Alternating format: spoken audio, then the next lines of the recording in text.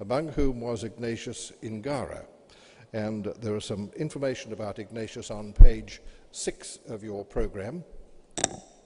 Ignatius is a teacher at Liston College, and he's a member of St. Vincent de Paul Society at the Henderson branch. But Ignatius has come to us after a journey that started in Zimbabwe, which is a country that's continually in the news. And for those of you who watch and are interested in current affairs, you will know that that rather difficult president they have of that country, Robert Mugabe, is in hospital. He might still be there or have returned to Zimbabwe being treated, and apparently he's been very ill. But that country itself went through all the traumas of decolonization, and you'll be as aware of as I am of the difficulties that are associated with that country, and so many persons left it for reasons with which you'll be familiar. But we are blessed to have with us Ignatius Ngara, who is originally from Zimbabwe, and he has had a very difficult life journey. For so many of us, our life journey is difficult in parts or very easy in parts. It's very comfortable or uncomfortable, whatever it is. And for those who make the journey in hardship, it's always a salutary lesson for me to listen to what they say. Would you please welcome Ignatius Ngara.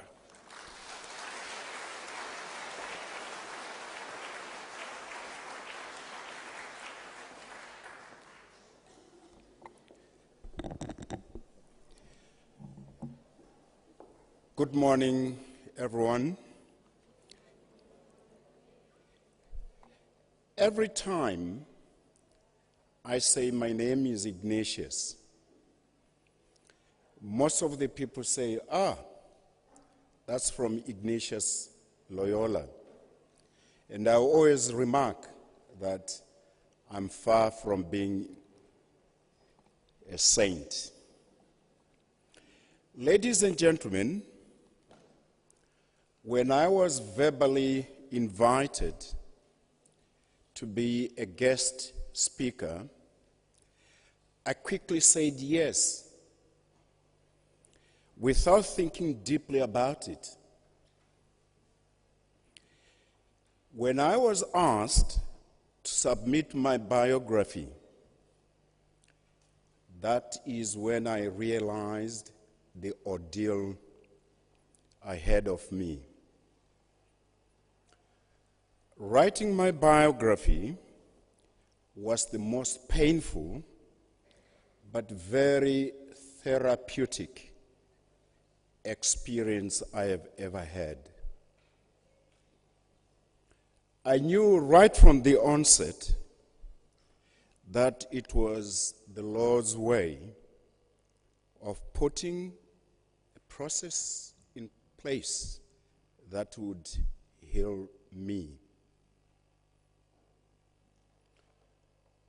I had closed the door to my past and thought that the past would not influence my present or my future.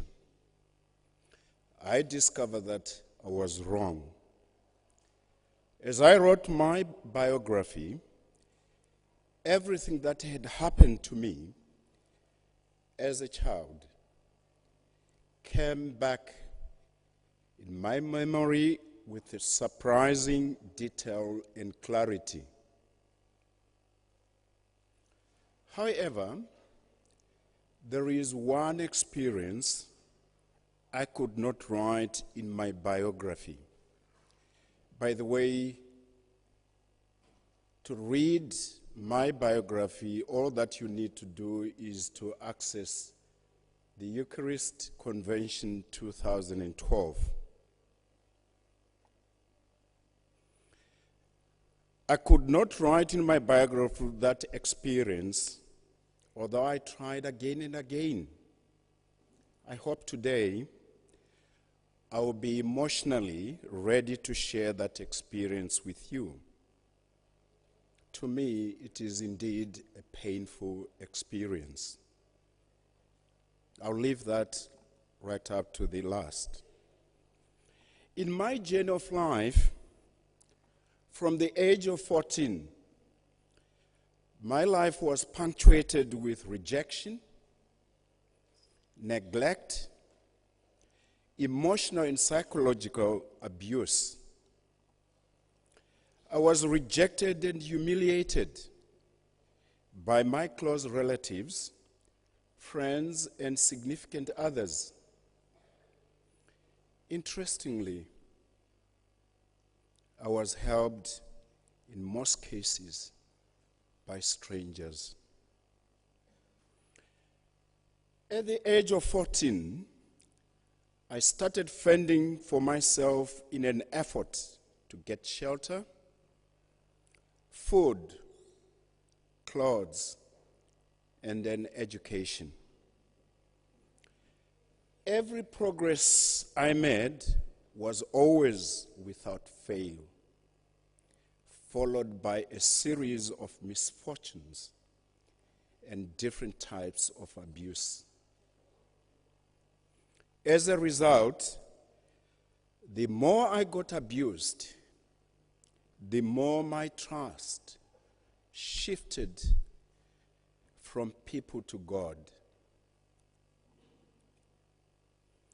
There are many children like the young Ignatius who are being subjected at the present moment to the same situations and conditions.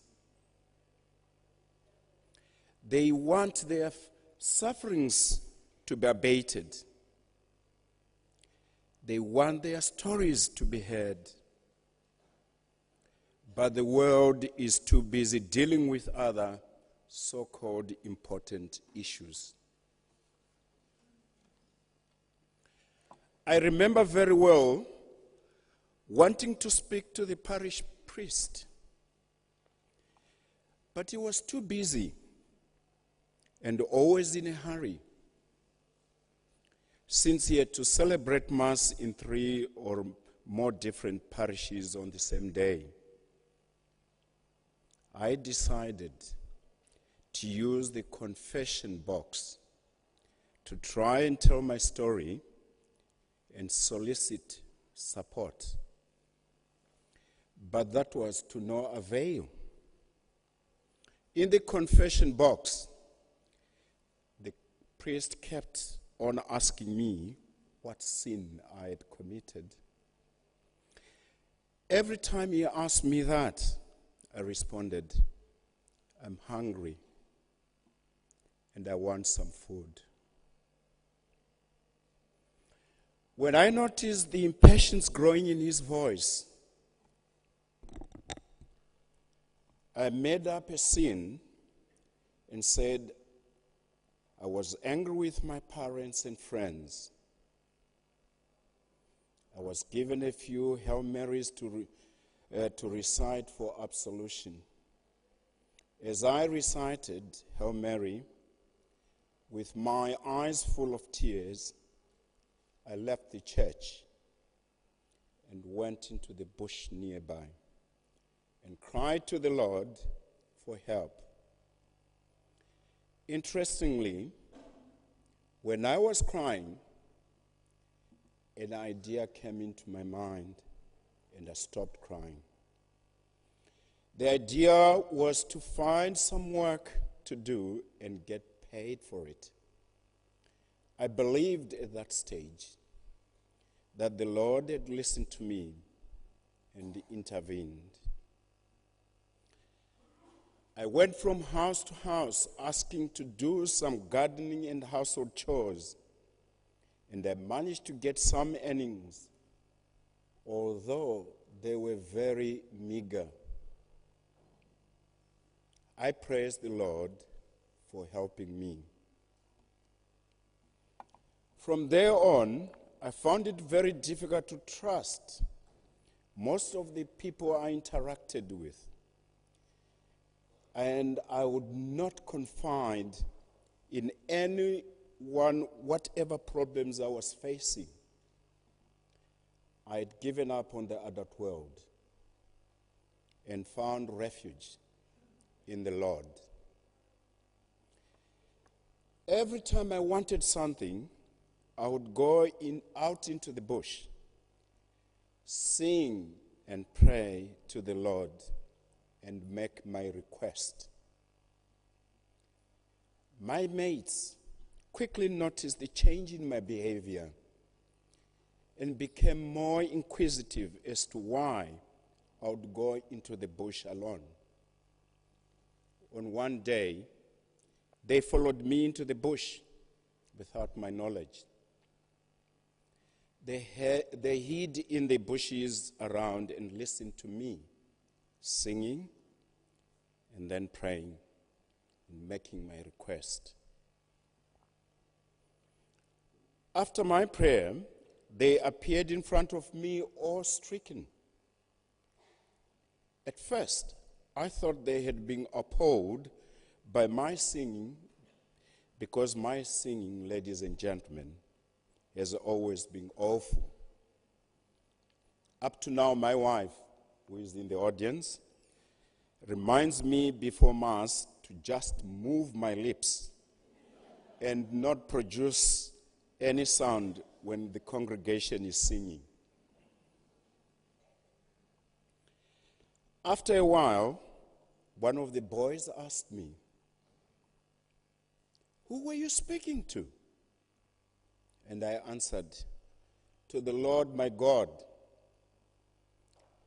They looked at each other, perplexed. And another boy then asked me, "What did he say?" I answered quickly, "If you did not hear what he said, then you are a sinner and you are going to burn in hell." There was no better answer I could give than that. They all got frightened and ran away. The next day at school, other students just looked at me as if I was cursed. I immediately knew that something horrible had been said about me concerning the encounter in the bush. Some students just made signs that indicated that I was going crazy. As a result, my friends deserted me, and I no longer had friends to play with. I became very lonely. Surprisingly, I found it more enjoyable to work alone, and I became more studious. I think being studious was more of compensatory behavior rather than a genuine interest in studying. However, the comforting thing to me was that I had the Lord with me all the time. My faith and trust in the Lord increased. My biography covers the other numerous sufferings I experienced. But as I said earlier, there was one experience I failed to recount, because every time I came to writing that experience, I would emotionally break down. During my training as a teacher, for my practicum, I was posted to a school that was in the same location as my uncle's house, the last son in my father's family. He worked for the Rhodesian Railways. My uncle invited me to stay with him since his family lived in the rural areas. In the urban house, he lived with his nephew Choga, my cousin. Choga worked at a nearby shoe factory. A few weeks went by, and I had no problems at all. When my uncle went on annual leave, he decided to visit his rural home where his family lived. A day after my uncle left, my cousin Choga took it upon himself to ill-treat me. He changed all the locks on the doors and installed burglar bars on all the windows whilst I was still at school. After school, when I went home, I could not enter the house because all locks had been changed and burglar bars fitted on every window. I waited for hours, hoping that my cousin would come home, but he did not. I waited up to midnight and gave up. I went back to the school and entered the school hall since I had a key to the school hall. In the hall, I took down one of the curtains and wrapped myself in the curtain and went to sleep. Before sleeping, I made a short prayer, surrendering myself to the Lord. Early in the morning, I rushed back to the house hoping to find Choga still at home before he left for work, but the house was still locked. Choga had not come home that night. He had slept out. I went back to school to report for duty as a trainee teacher. I did not have a bath, and I went through the day on an empty stomach, but surviving on water. Since I was training to be a science teacher, before every lesson, I would take some glucose from the chemicals cupboard to avoid fainting during a lesson. After school, I went back home, hoping to find Cousin Choga home. He was not there. I went back to school after having waited up to 10 p.m. Again, I took one of the curtains and wrapped myself and went to sleep. In the morning, I was awoken by a knock on the window. It was a student, the head girl, Idam Tuswa. He had been dropped off by her mother 2 hours before school started because the mother was going on a long journey. When I opened the door, she asked me why I was sleeping in the hall. And she also asked me whether I had a meal. I was embarrassed and speechless. It was humiliating to be found by a student in that situation. That was the only time I wished the floor could open and swallow me up. My fear was that the whole school would know that the trainee teacher was a vagrant. She said to me, "It's all right, I won't tell anyone," as if she had read my mind. She offered me her sandwiches she had brought for lunch. I was too hungry to refuse after having spent 2 days surviving mostly on water. After eating up her lunch, I said to her, "Thank you very much, but please do not tell anyone." She said to me, "Do not worry, Mr. Ngara, I won't say a word." She then helped me hang up the curtain.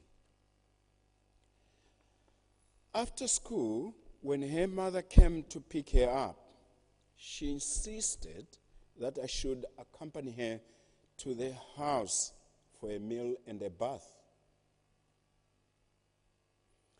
I gave lots of excuses, but that didn't work with Ida. She insisted that I should accompany them to their home. She jokingly warned me that if I did not come with her, she would let everyone know. Grudgingly, but more embarrassed than ever, I accepted the offer.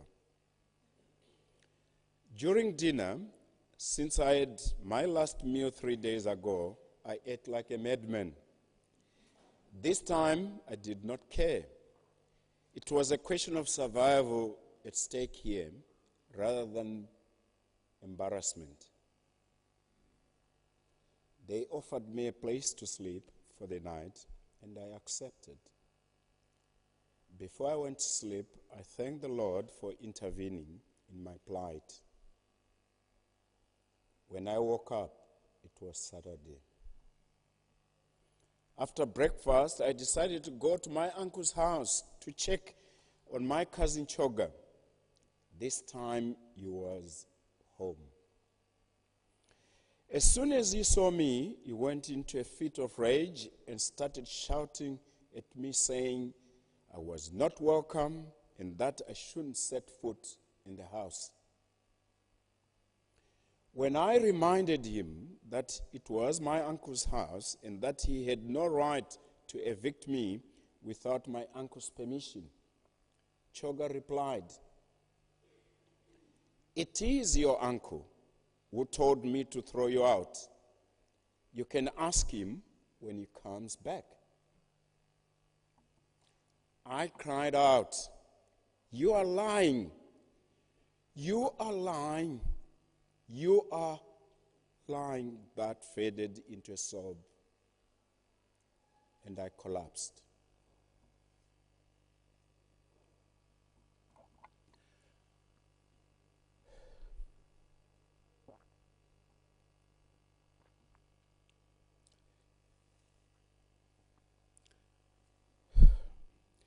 By then, a crowd had gathered to get free entertainment from the drama.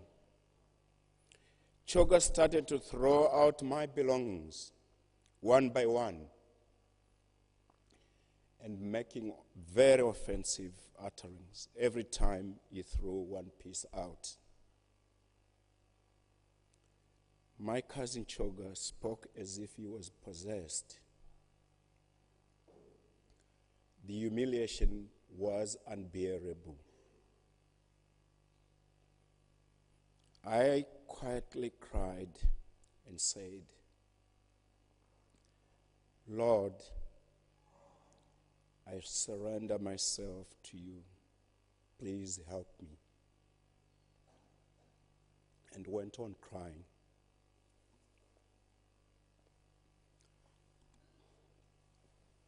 After saying a few final abusive words, my cousin Choga locked up the house again and cycled away, leaving me crying among a group of neighbors that had gathered.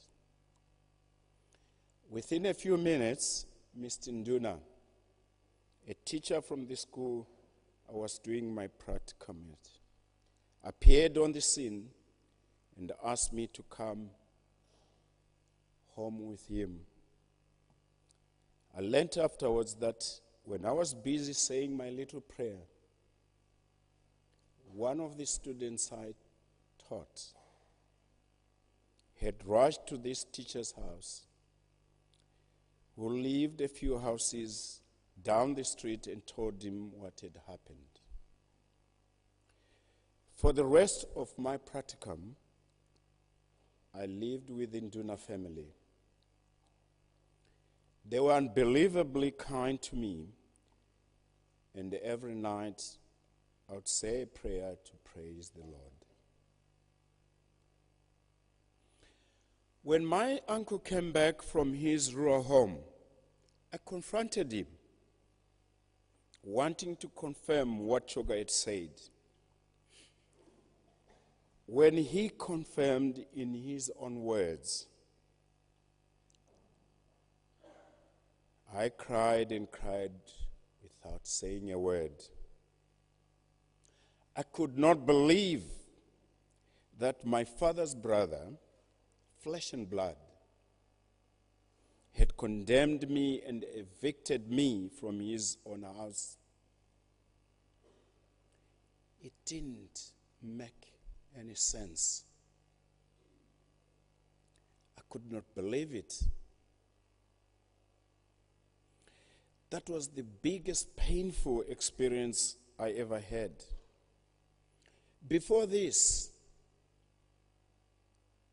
as documented in my biography, I had been ill-treated and evicted by people who were not related to me. The simple fact that it was my father's brother who was doing this to me that was inexcusable. As I left the premises, I said audibly, Lord, this world is full of hypocrites. Because it was my uncle who invited me. And it was my uncle who evicted me from his house. I said no more and walked off. After a number of years, my uncle, the same uncle who had evicted me from his house, lost his job with the railways. When he lost his job, he still had children who were still going to school. His youngest son was thrown out of school for failing to pay school fees. My mother persuaded me to take care of my cousin Gilbert, my uncle's son. I reminded her how he had ill-treated me. My mother insisted that my cousin Gilbert was innocent and should not be punished for the father's sins. I was unforgiving, and I said no. My mother did not give up. By then, I was married. She then spoke to my wife secretly. I was surprised to see my wife bring into our house the little innocent Gilbert. I knew my mother had sweet-talked my wife into it. Interestingly, I didn't protest. We provided everything Gilbert wanted until he graduated from college and became a trained teacher too.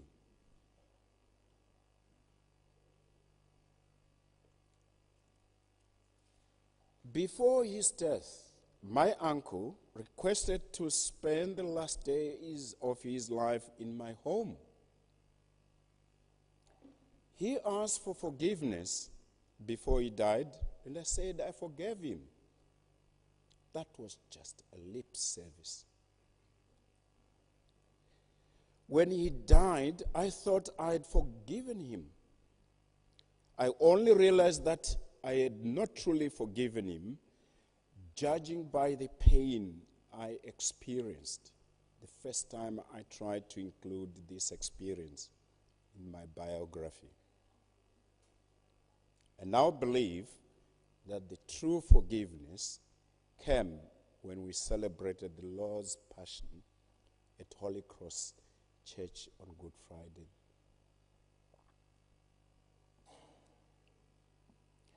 I realized that was part of a healing I was undergoing.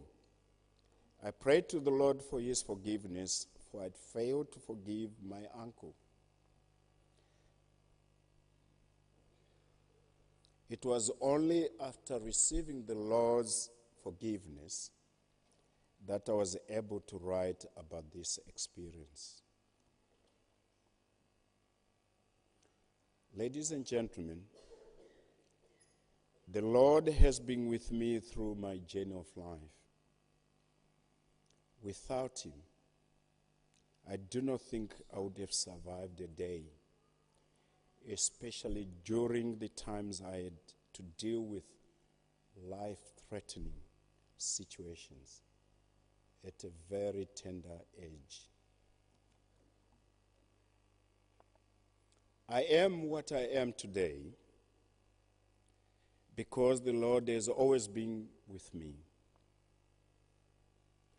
My faith was forged and modeled out of the pure suffering I underwent, and my faith has its foundation in the belief and understanding that the Lord is always with me. Adversity provided the spur for my faith to grow and deepen. I know there are many children like the young Ignatius in your various communities. Children who want people to listen to their plight. Children who need nothing more than just your presence. Children who go without meals for days. Children who have nowhere to sleep. Children who have been neglected, betrayed, not only by strangers, but by their own relatives. I know the world is too busy to listen and too busy to attend to such children. My appeal to you is to keep your eyes open and look out for those children.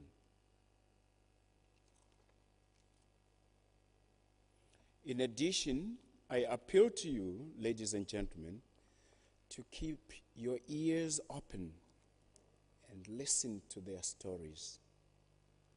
It does not matter how untrue they may sound. Just listen to their stories. If each one of us can identify at least one, only one child in our respective communities who seems to be suffering, and if we are able to listen to their stories and help if we can, this world would be a better place to live in. It is my dream, as well as my wish, to see more unfortunate children helped. I believe that the more children we listen to, the more children we identify, and the more children that will be helped. With the number of children helped growing exponentially, we would have done God's wish.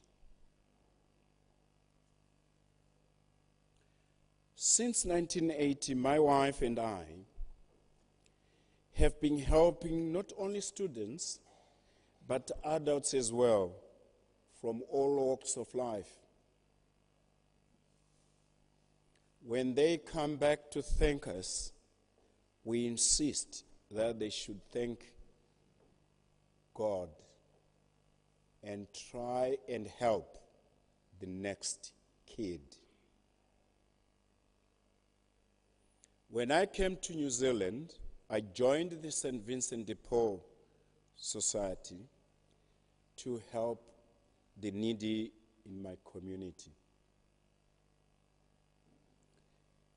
In addition, every month my wife and I send money from our own personal earnings, money to help those unfortunate orphaned children. in my country.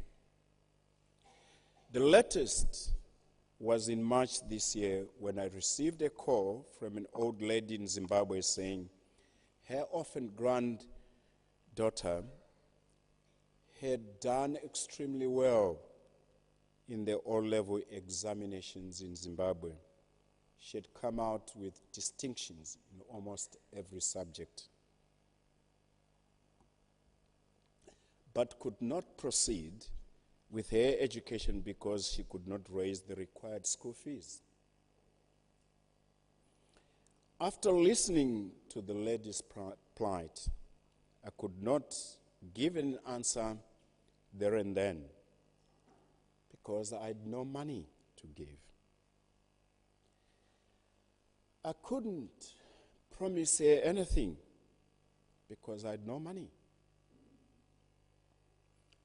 All I could say at that time was, I've heard your plight. After putting the phone down, I prayed to God to ask for guidance. Within 48 hours, I was able to raise the money, and when I phoned her to tell her to collect the money from the West Union outlet in a town, the old lady could not believe it. She cried with joy and thanksgiving endlessly until I said goodbye. I reminded her not to thank me, but to thank the Lord. I thank everyone for listening to my story. The names in both my biography and my today's story are real. They are not fictitious. It's a story full of suffering, abuse, neglect, and humiliation. I want to believe that it is the same story that lonely, silent, suffering child in your community would tell. I consider myself lucky that I sought the help from the Lord at an early stage of my development and managed to circumvent most of the tragedies or pitfalls most youths fall into when subjected to such life-threatening situations. For those like me who seek refuge in the Lord, faith will increase, broaden, deepen with adversity. I thank you all. May God bless you.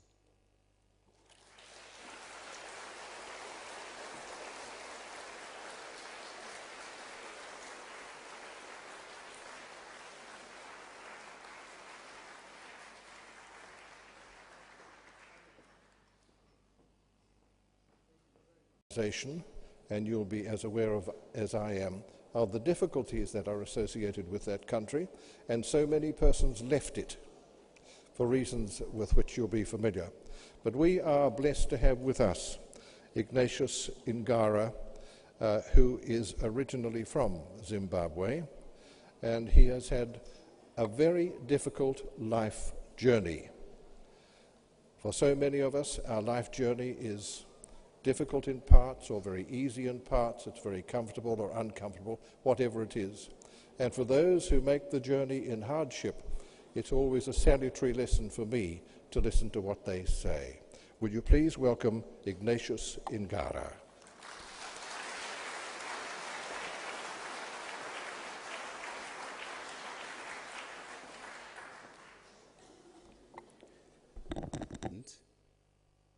Or my future. I discovered that I was wrong. As I wrote my biography, everything that had happened to me as a child came back in my memory with a surprising detail and clarity. However, there is one experience I could not write in my biography. By the way, to read my biography, all that you need to do is to access the Eucharistic Convention 2012. I could not, among whom was Ignatius Ngara.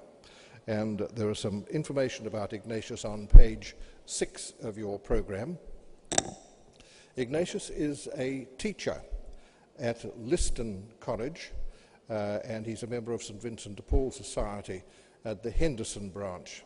But Ignatius has come to us after a journey that started in Zimbabwe, which is a country that's continually in the news.